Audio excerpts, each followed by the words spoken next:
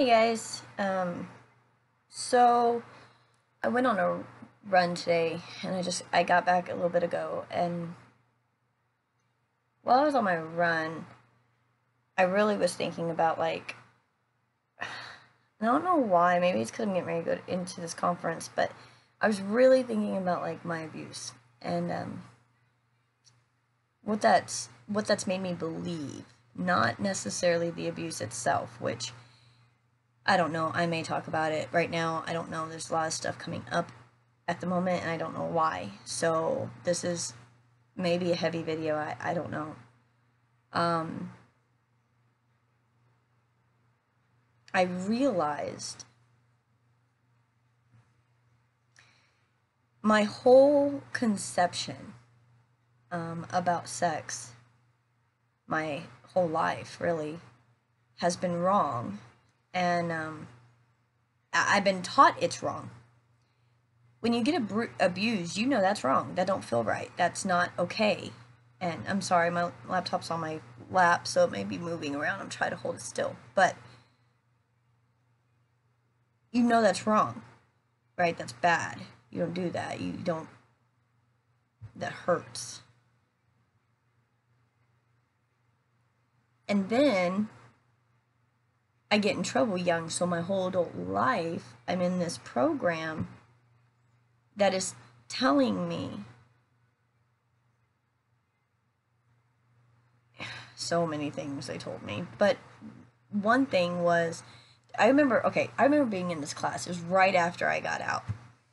And they started talking about fetishes and how fetishes are wrong and all these things. And at that point in time, I never thought that was a bad thing. I still don't think that's really bad. And so, I mean, to an extent, guys, sorry, to an extent. But me, I'm just such a smartass, and he was really talking, and I raised my hand and I said, because everybody in the room was kind of confused, like, are you serious? You're really going to tell us that these things are wrong? Like, if somebody really likes feet, they just really have a feet thing. Who cares, right? And so I raised my hand, and I was like, guys, I think what he means is the fetish would be wrong if he was kidnapping people and cutting their feet off and hanging it from their ceiling. And everybody looked at me like I was the weirdest, most morbid person in the room. But I had to say something so outrageous to get the guy that was talking to realize, you're telling me it's wrong for somebody to think feet are attractive. Our breasts are to feed our children, but men love them. And their purpose is to feed our babies, because we're women, we are mamas, right? But that's an attractive feature. So why would the feet be something that's just so horribly horrible that you just can't? I know this is shaking so much, guys. I'm so sorry. I'm trying to get you in a good spot here. Here we go. Let's just kick back. So I was really thinking about my ideas about what sex is, and I'll tell you, 14 and a half years of sex offender probation treatment stuff never taught me that sex is not love. Not one time.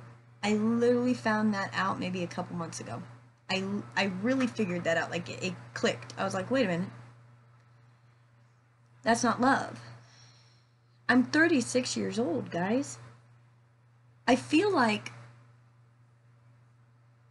I was kind of held back a little bit in life, and it's almost like, so I was told I was this monster for so many years that I didn't dream or believe that I could be anything other than that. I'm a registered sex offender. I have to go by their rules. I have to live by their life. I have my kids. I have my husband. I'm just going to stay in this little bubble, and I'm just going to do what I got to do. The problem with that is that bubble was toxic, and nothing was being dealt with or healed. And that's why we came, that's not why we came out here, but we came out here and we really did some healing. And I'm still doing it, guys. I'm still doing deprogramming.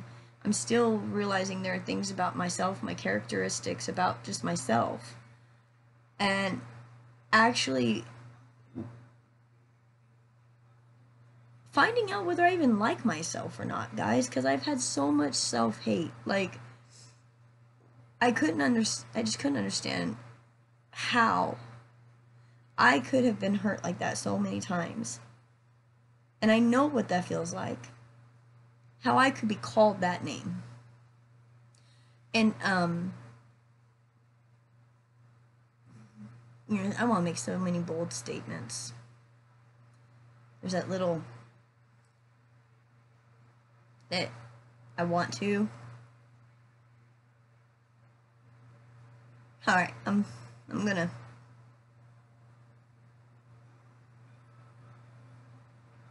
Here it comes, guys. Sorry.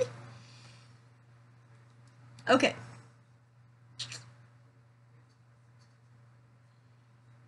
To be a victim.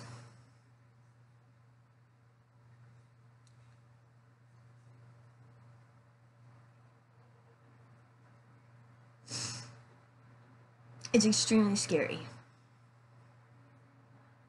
And you have no control over what's happening.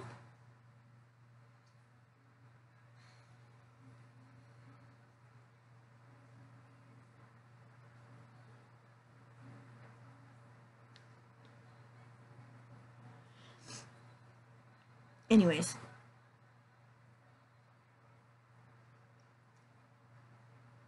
I think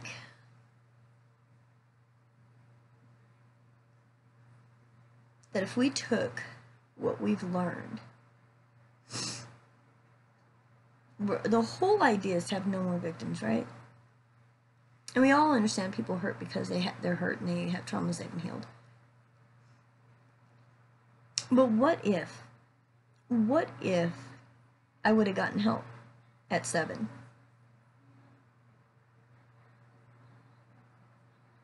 What if my mom would have believed me at 7?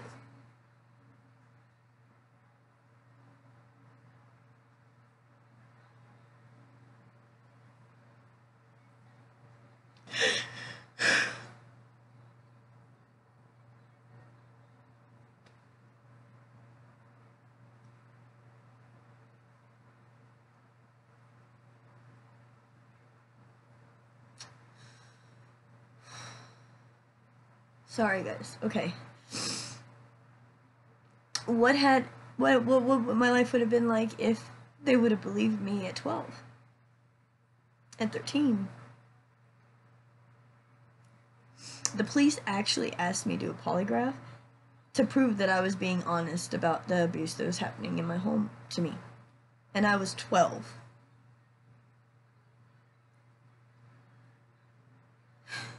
That was when I was 12 years old. That was when I felt so alone. Like, not even the cops are gonna help me. And I learned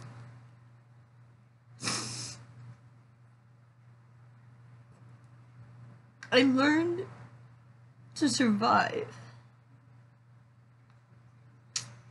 with that pain.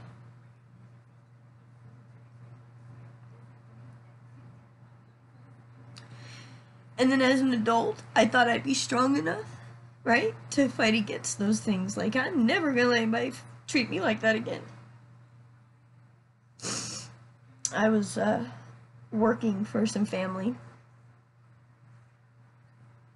and I had a family member, a male family member, come up behind me while I was at my computer, and he grabbed my breasts. And it was extremely shocking because I was very close to this uncle.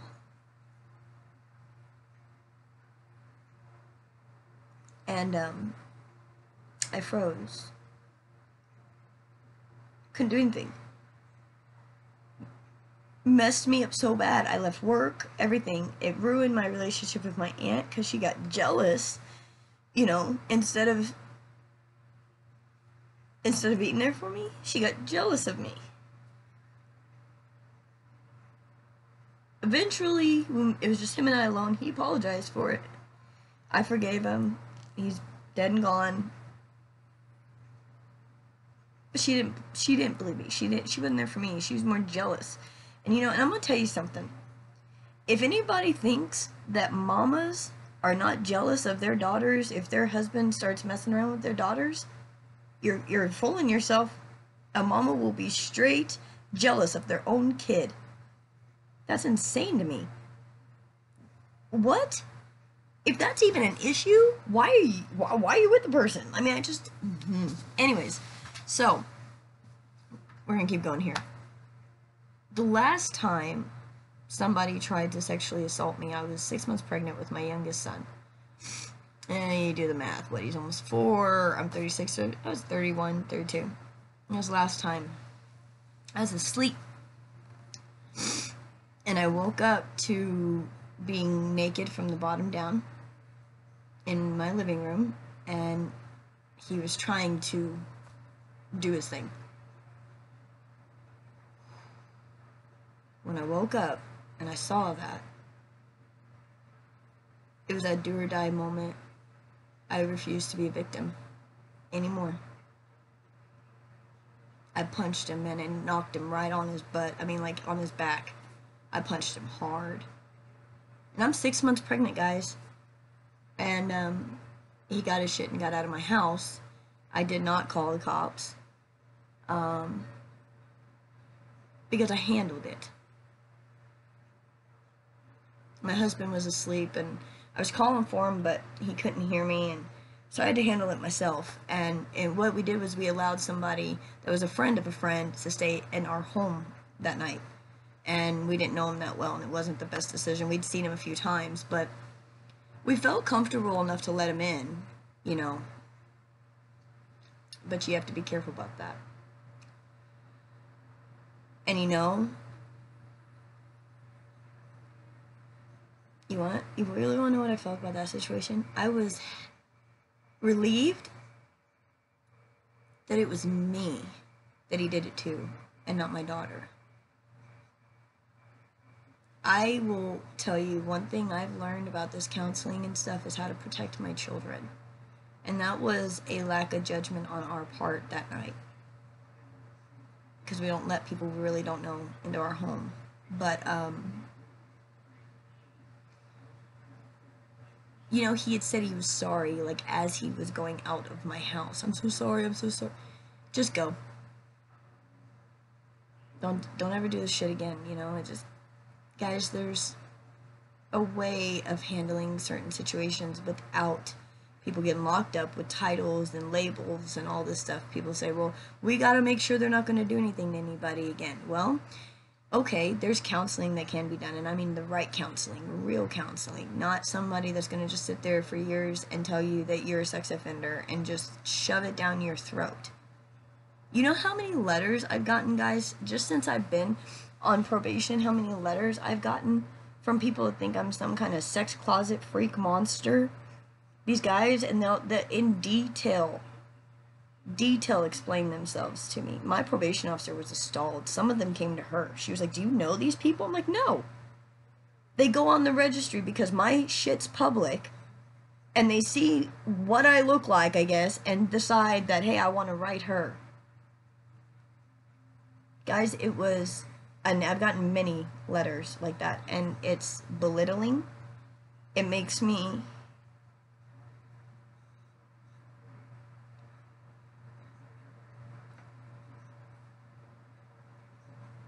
I would rather be ugly and successful than people judge me by what I look like.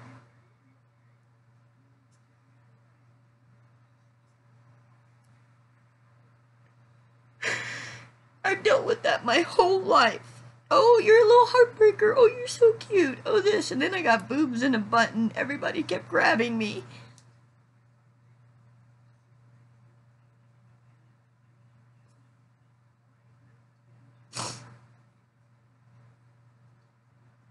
You know, it's hard when you don't feel cherished as a person, right? Like, I'm a person, I'm me, I have feelings. And somebody else just decides that they don't care how you feel. And they take something from you that you can't get back. And yeah, maybe my sexual abuse fucked me up so bad that I made a mistake. I did not hurt him. Was he old enough? Who knows? Guys, okay. Now I'm mad.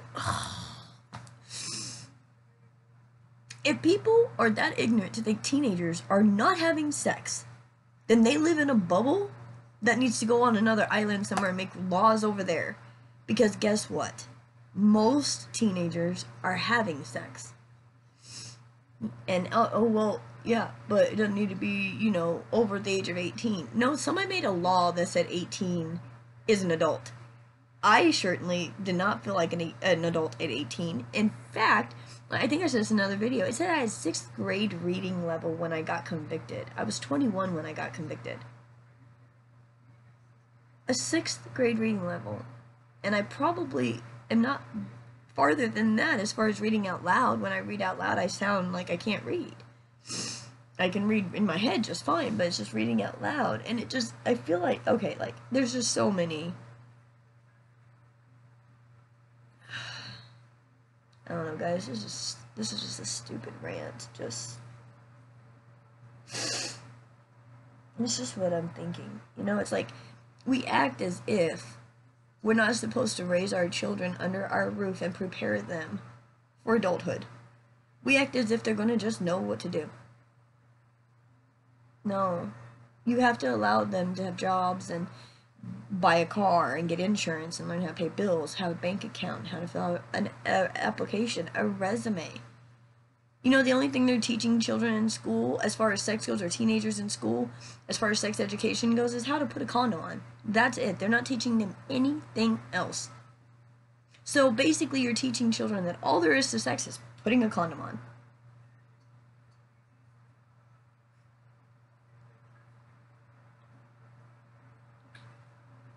You say, well, they're too young to understand what sex really is about. You're right, they are. They are. They don't know what it's about. Shit, I'm just figuring out what it's about. But guess what? It's the cycle of life. It's human nature. They're gonna go through that. They're gonna have those relationships. They're gonna have their heart broken. They're gonna lose their virginity on prom night or whatever, or before that, whatever the case may be. Okay? There's so many laws now, we can't even talk to our own children about how to be safe with sex, and the only thing school is teaching them is to make sure you put a condom on. Did they teach them how? Like,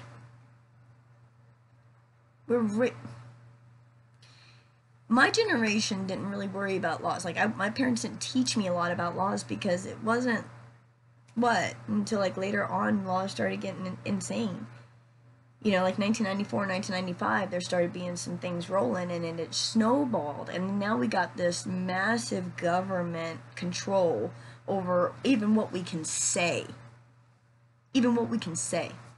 Which is stupid because we have our First Amendment right, and I activate that every time I talk.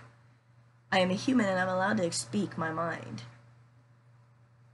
But it's like there's this government society, you can't talk, you can't tell children how to, or I say children, but underage, teenagers, you can't explain to them the emotional effects sex has, the physical effects the sex has, how it's going to change their personality, no, here's a condom. That's our education. That stalls me and scares me on a level I don't even know how to explain. It's like the phone situation, right? Like we're handing children phones and then we're opening them up to all this instant gratification, just instant gratification. They're going to expect that in life forever because we have programmed them to think that way. I want to watch SpongeBob. Oh, it's not on TV. Here's the phone. You can have whatever you want, baby. Oh, you're bored? Oh, well, here, you can set up an account. You're a teenager. Go ahead, you can have Facebook.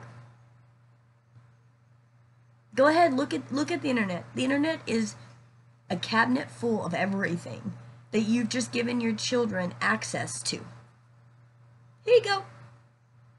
That's how you let them figure out the world. And I haven't gone to places But I have heard that there are some really horrible things online.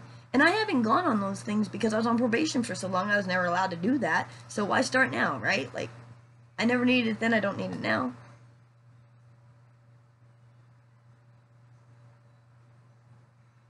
I've always felt as if it was because of how I looked that that's why people wanted me. And I felt like if somebody wanted me, then that validated me. You know what taught me that? Everybody grabbing at me and all my sexual abuse, and that's all they wanted from me.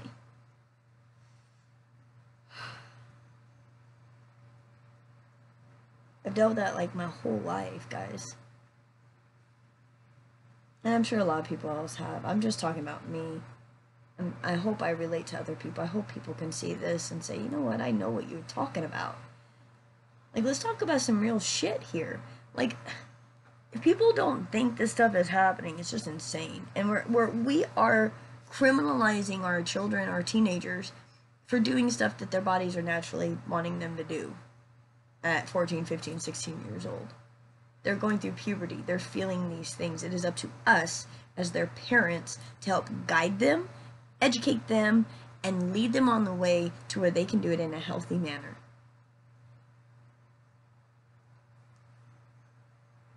To prepare them for life, guys.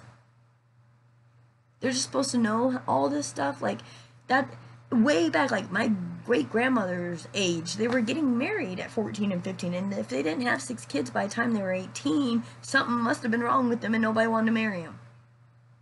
Come on now, guys. You guys know what I'm talking about. Here we have a generation now that we're growing up with no hope because they did something that they thought was okay. They didn't know the laws. And they're children, so of course they're not going to know laws unless their parents educate them. And they can't educate them if there's too many laws that say we can't even talk to our children about sex. So basically, the government has created a system to where they control what your children know, what your children don't know, what you don't know. I know this because I was in the system for so many years and they kept me from knowing so many things. They kept me from growing. They kept me stuck, thinking I was a monster, and that was all I could ever be. That's what the counseling's like. Yes, you talk about your feelings, okay. Yes, you talk about some things that have gone on, yeah, okay. Everybody gets to talk, but no real deep soul healing, trauma healing is happening. They say, well, you still need to work on that. You still need to work on that. You still need to work. How do they work on it? You're giving them no resources. You're not telling them where to go. You're the counselor and you're not listening to it. You're telling them to keep working on it. Guess what? They may not know how. They may not have the education. They may not even know that dancing makes you feel better, brings your self-confidence up. They don't know that these little things that they can do in their lives help them. Physical activity clears your brain, helps you think clearly. Keep working on it.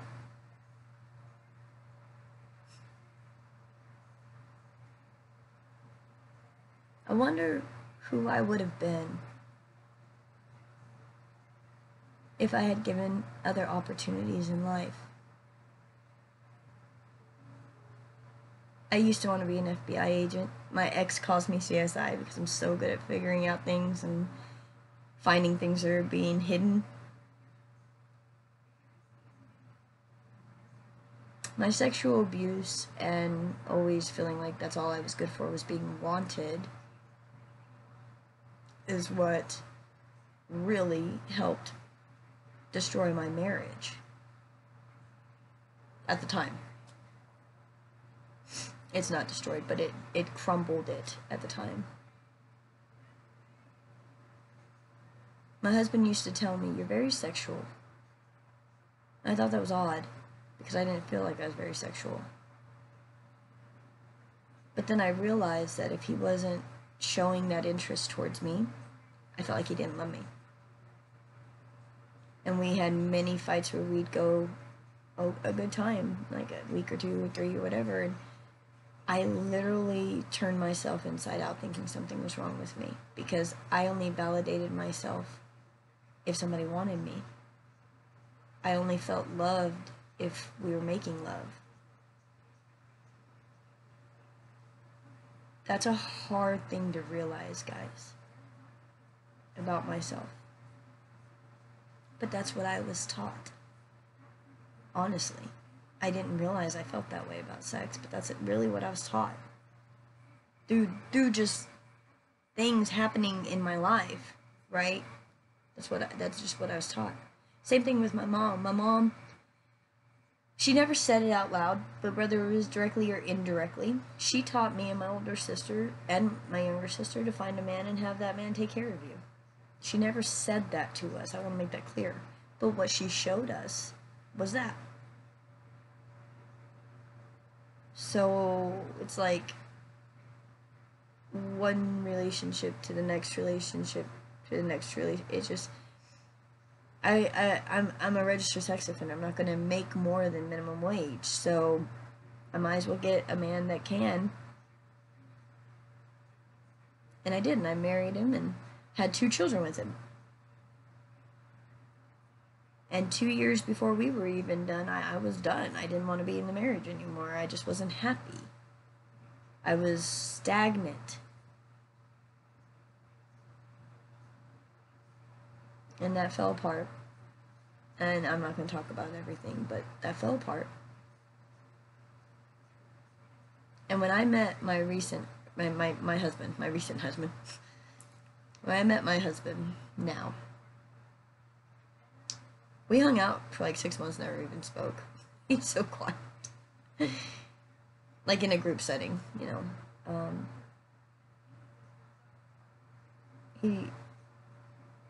I didn't understand at the time that we were very alike, like so much alike.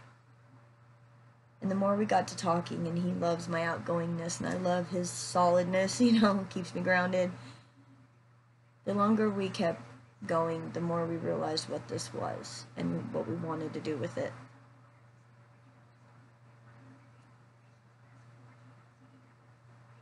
We went through some shit after we moved here to Arizona. Bad shit. I went through some bad PTSD, some bad anxiety. An investigator came to the house. I was thrown into my trauma and fear like that as soon as I got here.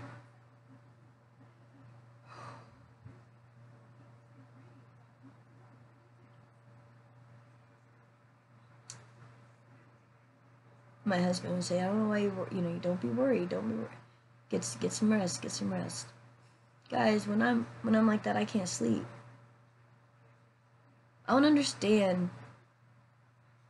Sorry, it just popped in my head again. I do not understand why we are making children criminals for doing something their body is naturally asking them to do. I just want to make that clear. That's where I stand on that. There should be no children on the registry. Ever.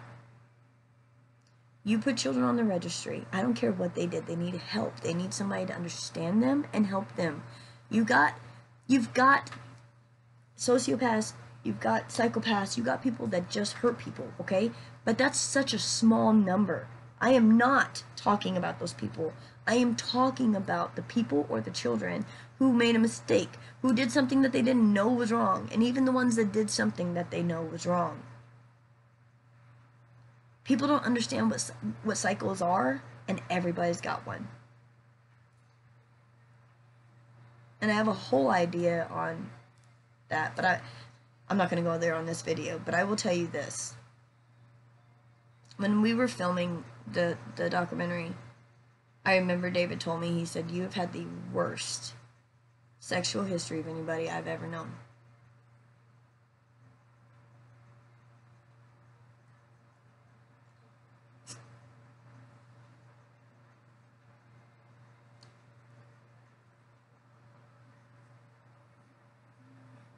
It's true.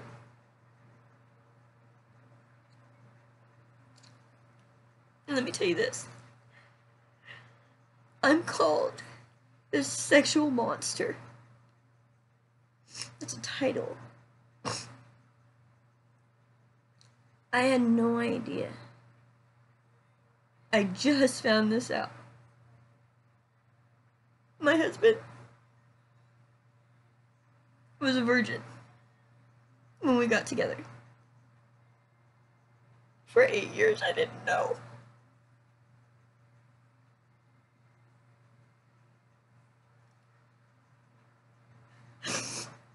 I thought his hesitation was because I wasn't good enough. No, it was because he did not take that time as a teenager to go through those dates, to ask those girls out, to have those experiences. He was never confident enough to do that. He is so attractive. The man, if he had game, I'd be in trouble, but he never felt good enough.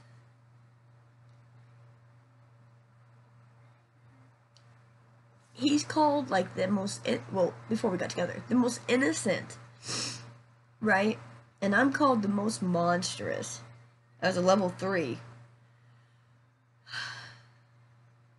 But our souls, our sexual knowledge, our sexual experience, the blockages we have with that, they're all the same. And that's a huge epiphany for me.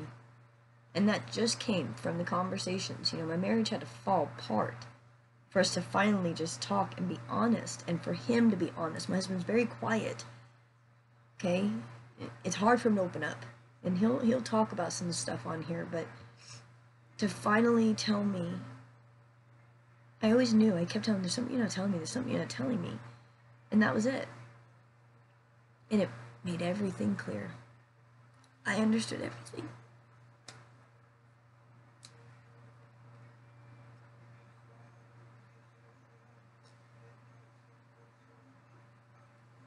It's precious. Because someone else can see me like I can see them. And really, we're just scared and don't really know what we're doing. Anybody can have sex.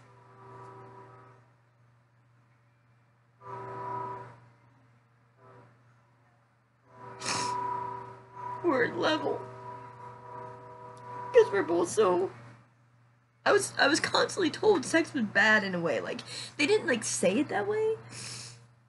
Like, sex is bad, but it was, like, the whole feel of it. You know, you have to do these reports, and you have to do these assignments, and they have to talk about bad fantasies and masturbation, and, yeah, all the stuff. Like, you guys have no idea. It's insane. Well, you guys do, because a lot of you guys are registrants, but you know what I'm talking about. And it's like, how is that helpful? You're humiliating somebody over and over again for years. And you're making them feel that everything that they think or their thoughts or whatever's going on in their head, that they're just a monster because of it. Well, guess what? Every fucking human being has bad thoughts. And I'm tired of putting that on me, that like all these years of all that stuff. I'm not a bad person. I'm very young when it comes to sex and relationships and learning how to do it healthy. But I'm learning. And I'm learning that without the programming. I'm learning that without the classes. I remember I told my story the very first time when I had met David. Both of my counselors were in there. And this was the first time I really told my story, the whole story. There was not a dry eye. All of us were bawling our eyes out. And I remember afterwards, my counselor came over to me and she said, Shauna, I'm so sorry. She says, you were set up. I looked at her and said, I know. But I couldn't tell you that the last 8 years because you would say I was minimizing, I was justifying, I was placing blame, I was doing all these other terms you guys call it. And you know, she looked at me and she goes, you're absolutely right. That's exactly what we would have said.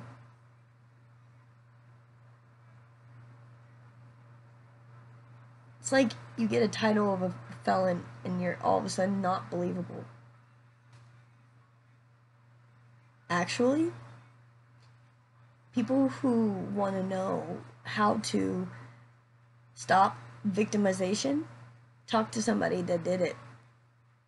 Talk to them, see what was in their mindset, what was going on with them. I was in the group 14 and a half years. I understand the cycle that they had us do. I understand that cycle, but I understand it in a far, far better way. One that would help everyone. It's not limited to a title of this group of people. No, there's a whole cycle that everyone does. I just always felt like sex was bad. Always, my whole life, guys. No joke. It's only been since my 30s I've gotten a little bit better, and I'm 36. So it's only really been like the last year that I've really felt like I can open up and stuff a little bit more. But that's... And I'm only sharing this stuff with you guys. People are like, why is she even talking about sex? Well, because somebody's got to talk about the elephant in the room. That's why everybody got in trouble, was because we're some sexual monsters. So let's talk about sex. Guess what? I'm naive and immature when it comes to knowledge about sex. I wasn't allowed to watch any porn, so it wasn't like I could learn from that, which... That's not good education. I understand. But what I'm saying is, guys, listen, like... There's, you know, and you take polygraphs and they go, is there anything that you and your partner have done that the group would think is deviant? Excuse me? That's me and my husband's business? But my answer is always no. No deviancy. But everybody's idea and opinion of deviancy is different than the others. We had vanilla sex all the time, just because we didn't know no better. Neither one of us. And I'm a sexual monster.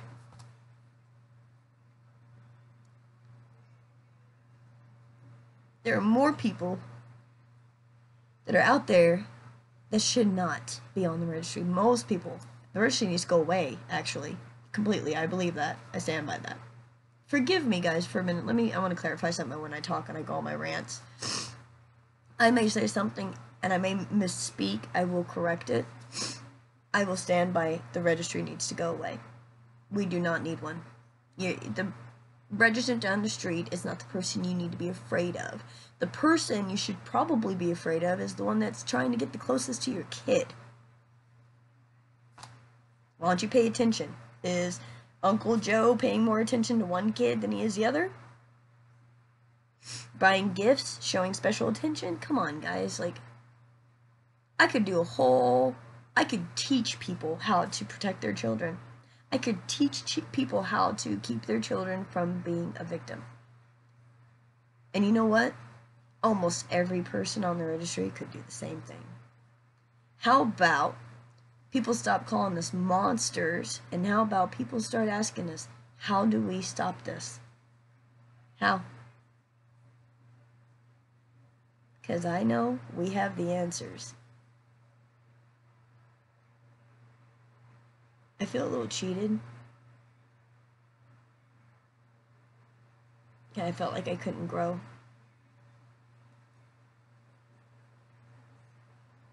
Anyways, I don't even know what to call this rant. Shauna's sexual issues? I don't know. My point is, the reason I'm saying all this stuff to you guys is this.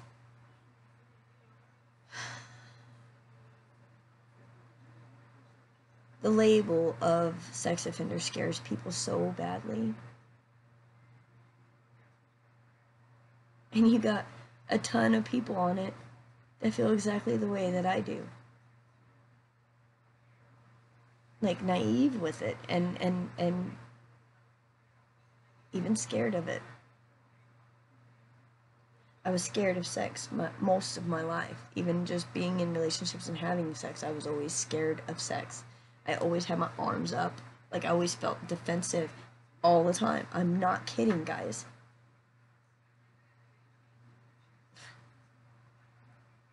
And I want to talk about, too, about men that have been abused. If I ever get lucky enough, I would love to write a book or I don't do a TV show, or like even just start a program where men can come and talk about their abuse, because it's so taboo. Men are supposed to be tough and strong and all this bullshit that they put in people's heads. And I want to have a safe place for people to be able to come and talk about that, and for men to open up and talk about their abuse. It's not weak. It makes you strong. Makes you very strong. I also want to start an organization where people can come if they have those urges before it happens. Start using our First Amendment right and not getting arrested for it. Saying, hey, I had these thoughts, what's wrong? What's wrong with me? Why? And have some people there to actually help them. How about that? Oh, and this is totally off topic, but all those people crazy about abortions and stuff, being all mad about it, let me tell you something. In like 5th grade or something, I wrote a report about it because I was so anti-abortion. Like, I defriended a friend when I was in school because we were a little bit older, of course, but she had an abortion, and I stopped being her friend. That's how strongly opinionated I was on the fact. Well, figuring myself out and learning who I am, not what I was told I was, I have learned that, you know, if you have a problem with abortion, why don't you go ahead and make it to where at 21, if a girl decides that she just does not want kids, let her have the surgery so she does not get pregnant. There are women out there that have decided not to have children, and that's okay. And they don't need no damn doctor who thinks they know it all telling them, give it a few years, you'll want them. Because guess what? Some just don't. And that's just fine. They're just as fierce of a woman and as fierce motherly as they would be for anything else. They have people they care about. They have animals they care about. They have a person they care about that they would be very motherly and nurturing to. It doesn't mean nurturing. It doesn't mean that because they don't want to have children, they're not a woman. Honestly, I mean, I love my kids, and they help me keep going. They help keep me strong, for sure. But I'm telling you, my husband was right. He was really afraid for us to have a child together. He said he didn't know if he wanted to have children in this day and age, because look what's happening. I kind of agree with him, because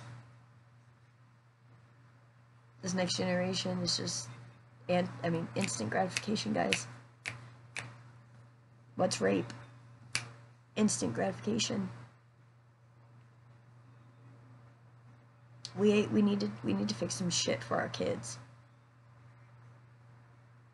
We need to fix some laws. Get rid of some stupid ass laws that are making people criminals when they're just, it's human nature. It's fucking human nature. Sorry guys, I'm in a weird mood today. I'm preparing to fly out tomorrow to go to the conference. Yay! And hopefully I see a lot of you there. I really appreciate you guys subscribing to my channel and listening to me rant. Sometimes it's gonna be awkward shit, guys. I don't know. I told you with the first video, this channel's gonna be talking about a lot of different things. Today, just my sexual abuse and how that has tainted and jacked up my mind on what I thought sex was. And then going straight from like having all this abuse and then bam, so early, bam, going right into you're the monster. That fucked me up, guys, in ways I didn't know. But I've now realized how it has, and I've fixed that. Because I'm not going to be what somebody else tells me I am. Because I know who I am. And when you know who you are, it don't matter what anybody calls you. Shit, I've been called lots of things. Call me a sex offender, I don't care. I just don't care anymore. I know I'm not. And I want to try to fix this because I know a lot of people on there that's not. I know most people on there is not actually. Actually, I'm going to rephrase that. No one is a sex offender. They may have sexually offended somebody, but if they're continuing to do it, then yeah, maybe. But if it's a one-time event, that's a mistake. That's a lack of judgment on their part. You know, I'm not saying that abuse is okay. I just got done talking about some of mine, okay? I'm not saying it's okay. I know what that feels like. But if we are fooling ourselves to believe that this shit's not going to happen, then you're living in a fantasy world that I want no part of, because I understand that this stuff will happen and it will continue to happen. But how do we fix it? Because what we're doing now is not fixing it. If it did, we wouldn't have a registry growing in numbers by the year. That's insane. And we wouldn't have to be building more prisons and more jails. The laws don't do shit. People. It's the people. You write out a law, Mr. Educated Suit, you think that that person who is cold in the wintertime, who is homeless because they have no place to live, whether because it's their own choices that have brought them there or their registrants or whatever the case is, those people are freezing. So they go and they steal a blanket and they get jail time for it and they have a criminal record, or they steal some food and they have a criminal record. I just heard about I didn't just hear, it was like maybe a month ago or so, this guy stole a sandwich and a juice box in New York. They arrested him and asked $5,000 bail. That sandwich and juice in New York, let's say $10 to $12, because it's pretty expensive there. Still yet, $10 to $12, guys. Give him the fucking sandwich. Why don't we just be human again? How about that? I understand you can't just give away everything, but you know what? Everybody's so concerned about making money that they can't even be human to someone else anymore.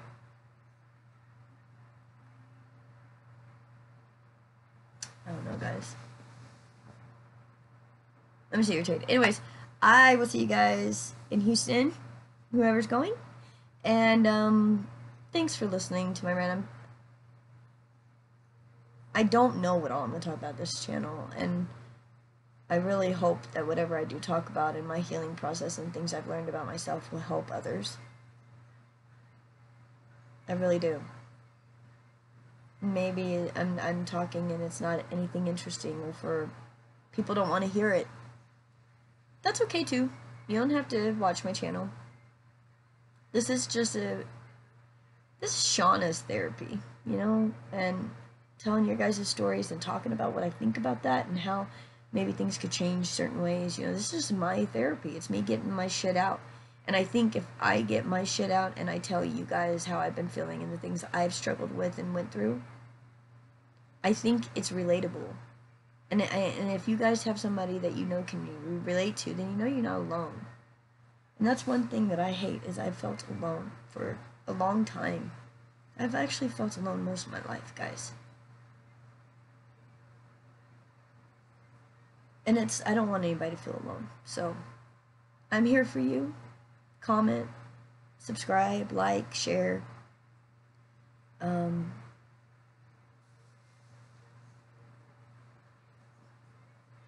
Guess this is today's video.